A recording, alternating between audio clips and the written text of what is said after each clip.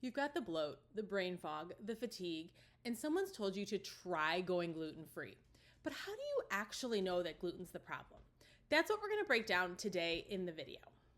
Before we get too far into things, I have to give a disclaimer. This video is not here to provide medical advice or diagnose you with any form of gluten sensitivity or celiac disease. This video is here to simply inform you of different things that can contribute to noticing whether you're sensitive to gluten or not. You can utilize this information to go back to your medical professional and figure out what to do next.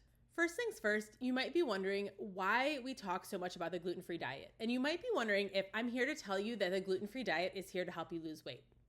No, the gluten-free diet has this very weird reputation because 15 to 20 years ago, we didn't know a whole lot about gluten and what it did to our bodies. We just knew that it was in a whole lot of things. Then came the trendy gluten-free diet where people were seeing weight loss. They were feeling better about themselves and they were telling their friends. That's where gluten-free became a trend. Now, looking back, we know so much more about gluten and gluten sensitivity than we did 15 to 20 years ago. Thank you, technology and medical advances. However, that also means that we know now that those people who were seeing weight loss or success on the gluten-free diet likely had some form of gluten sensitivity and there was no way to test for it or know about it. So that has made the gluten-free diet a very trendy weight loss diet, when in reality, going gluten-free is really something that can improve your health if you are gluten sensitive or you have celiac disease. We're going to talk in this video a lot more about trying to figure out how to know if you are sensitive to gluten or if gluten is a thing. I am not here to promote the gluten-free diet as a weight loss diet because, to be honest, I don't think it should be promoted that way. It is a form of gaining health around your body and actually improving your gut health along the way. Comment below if you're questioning whether you should be gluten-free or not, because that is something that is very, very common to ask. It seems these days that anytime somebody is having problems with their stomach or they're bloated, the first initial reaction is take gluten out or stop eating dairy, or maybe I really shouldn't be eating that bread. We're going to talk in this video all about that and how to tell if gluten really is the problem. Let's talk about the different reasons somebody might need to go gluten-free. The number one reason somebody needs to go gluten-free is somebody who has celiac disease. Celiac disease is a disease where somebody has an immune reaction to actually eating gluten. This disease is diagnosed through a blood test, which is about 50% accurate, or a biopsy that is done through a scope. Celiac disease is one of the most important things that we talk about when going gluten-free, because somebody who has celiac disease cannot even eat the tiniest crumb of gluten without having a gut reaction. This gut reaction can be millions of different things, and we're going to talk about symptoms in a little bit. But somebody with celiac disease really needs to be careful to stay away from gluten as far as humanly possible. They need to watch out for cross-contamination. They need to avoid sharing surfaces with somebody who is also preparing foods with gluten. And they need to really watch everything they're putting into their body. Somebody with celiac disease is doing damage to their intestines every single time they eat gluten. And it is imperative that they stay as far away as possible from it. Then we talk about gluten sensitivity. Somebody who is gluten sensitive means that they do have issues with gluten, but the tiniest crumb of gluten may not be the end of the world and it's not going to completely destroy their insides. That doesn't mean that they still shouldn't avoid gluten at all costs. It just means that when you're gluten sensitive, it's not ripping apart your insides every time you eat the tiniest crumb. It does, though, mean that you may see symptoms every single time you eat the tiniest crumb of gluten. It's imperative that somebody who is gluten sensitive takes caution every time they're going somewhere and not give in to the idea of, oh, well, one bite won't hurt.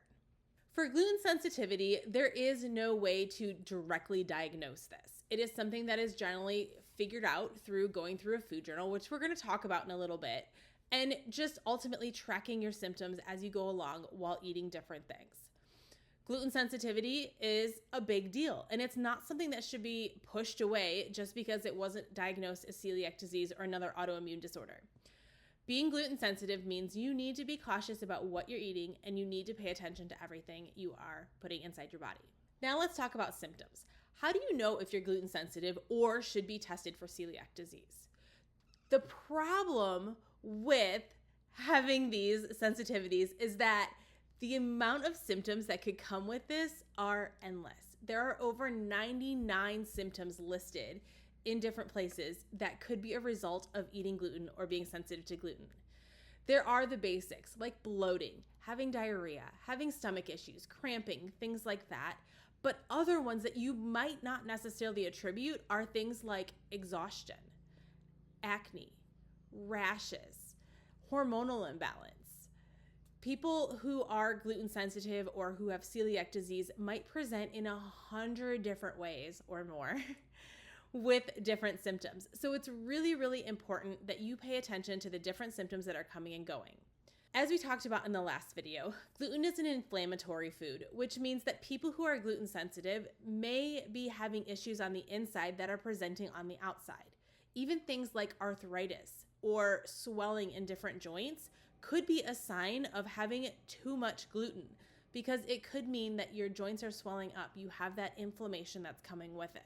Give this video a like if you've noticed any of these symptoms or maybe other symptoms that may be coming along, making you think that you have a gluten sensitivity or have celiac disease. Now let's take things a step further.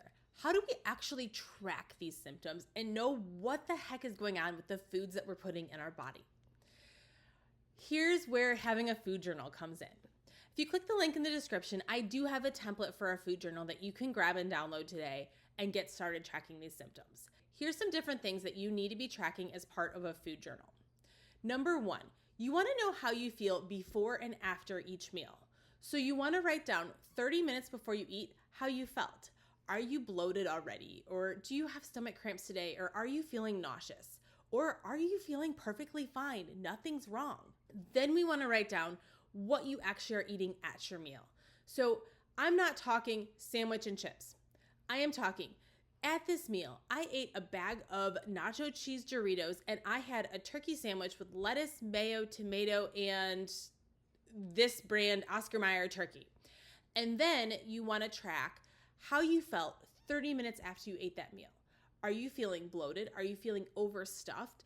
Are you feeling like you could throw up? Are you feeling like you need a nap? And no, it's probably not the turkey, because you probably didn't eat enough to trigger all of that stuff that makes you fall asleep after eating too much turkey. If you want to get super detailed, I would also recommend tracking your bowel movements. Yes, it sounds gross, but we are here to help figure out our bodies, and pooping is part of being human, right? Tracking your bowel movements will also give you some idea as to whether the food you're putting in your body is making you feel a little bit rough. As you start to go throughout your food journal, you're going to start to look for trends. So for example, if every single time you eat bread, you're feeling the same symptom, that is usually an indicator that something inside of that bread is causing an issue, which probably is gluten. If you start to notice that every single time you are eating a certain type of pretzel or chips, or you are eating different kinds of vegetables even that are causing problems, make notes of all of that. Having a food journal filled out before you go to the doctor with all of your symptoms is going to make such a big difference, because you can show the doctor, look, I've been tracking what I've been eating and I've noticed this is a problem. Is this something we should do further testing on, or is this something that I should be worried about? Advocating for your health is the number one way to figure out what's going on, and having a food journal is going to help give you the confidence walking into a doctor's office and advocating for your health. If you've already had this conversation with your doctor and you know that gluten is an issue, grab my ebook, Going Gluten-Free, Getting Started, where I help you start with the basics of the gluten-free diet, knowing all about how to build your gluten-free kitchen and everything from there. The link to this ebook is in the description of this video, and you can grab it and start reading it today. Then come back and watch the next video on this channel, where we're going to talk all about reading food labels. What you need to know as part of the gluten-free diet is how to read these food labels, because here's a hint: gluten isn't on the labels, and it's not just wheat.